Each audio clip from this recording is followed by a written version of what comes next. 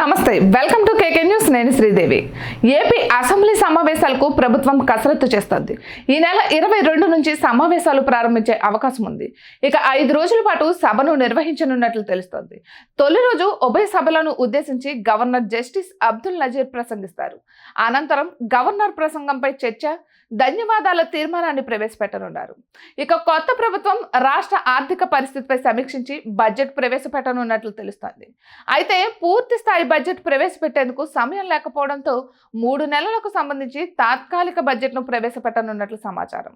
గత ప్రభుత్వం 4 నెలలకు ప్రవేశపెట్టిన ఓట్ ఆన్ అకౌంట్ బడ్జెట్ ఈ నెల 31తో ముగియనుంది.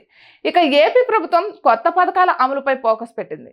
ఇది ఒక కొలికి తీసుకొచ్చిన తర్వాత బడ్జెట్పై స్పష్టత ఇవ్వాలని భావిస్తోంది. అందుకే 3 నెలలకు తాత్కాలిక బడ్జెట్ కోసం ఆర్డినెన్స్ తీసుకొచ్చే అవకాశం ఉందని తెలుస్తోంది.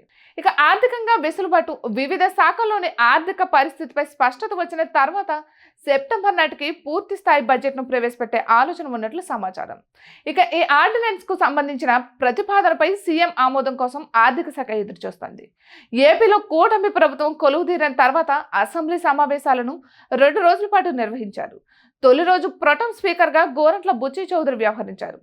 ఎమ్మెల్యేలతో ప్రమాణ స్వీకారం చేయించారు. రెండో రోజు అసెంబ్లీ స్పీకర్గా చింతకాయల అయ్యన్న పాత్రుడిని ఎన్నుకున్నారు.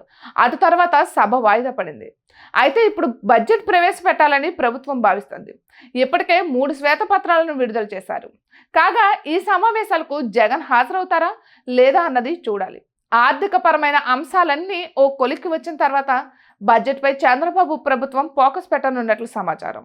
ఇక ఇటువంటి మరెన్నో వీడియోస్ కోసం కేకే న్యూస్ తెలుగు ఛానల్ని సబ్స్క్రైబ్ చేసుకోండి.